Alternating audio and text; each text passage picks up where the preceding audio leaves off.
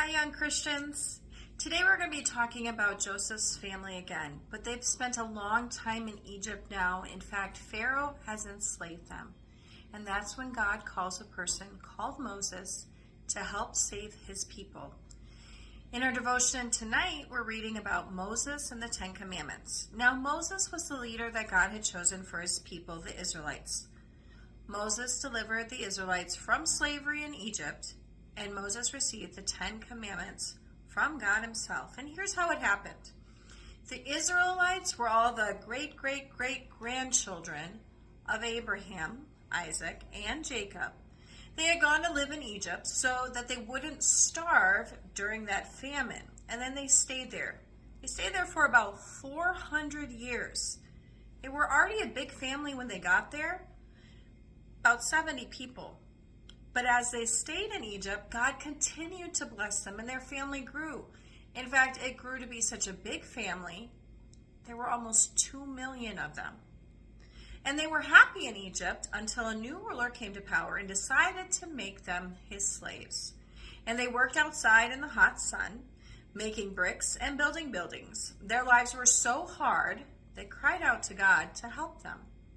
He heard their prayer, and he sent Moses to deliver them. With Moses as their leader, they escaped out of Egypt and started walking to the promised land, that land that Abraham had been in. That was the promised land. And after they'd walked for 3 months, the Israelites camped in front of Mount Sinai. It was time for God to give them his law. God told them all to take a bath and wash their clothes and then to gather around the mountain, but not to touch it. As they did, the mountain started shaking and they heard roaring thunder. They saw lightning flash across the sky. They heard the blast of trumpets, and then they saw a thick, dark cloud come over the mountain. They were so scared. Then God himself spoke to them from the mountain. He told them the 10 Commandments, including worship only me as true God, and obey your parents, and don't lie, don't steal. A little later, Moses went up to the mountain to talk to God by himself, and God wrote those 10 Commandments with his own finger on 2 tablets. God gave Moses many other laws for the Israelites too. Rules about how to live together without hurting each other, how to worship, and how to stay separated from unbelievers. We often think of laws as being bad things, rules that don't let us do what we want to do. But God's gift of the law made the Israelites special. It kept them safe.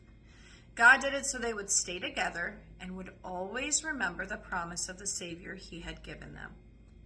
Before God gave any of these laws, though, before he told them what to do, he told them what he had done for them. He said, I am the Lord your God, the God who loves you, the God who keeps his promises, the God who brought you out of slavery in Egypt. If you obey my laws, then you are going to be my chosen people, a holy nation. Why did God give Israel the laws and make them his chosen people? God loved them, and he wanted them to be the family in which Jesus was born. So tonight, as I hang the stone tablets on the Jesse tree, here is an Advent promise for me. God made Israel his special chosen people, the people that would be the family of Jesus. That's all for tonight.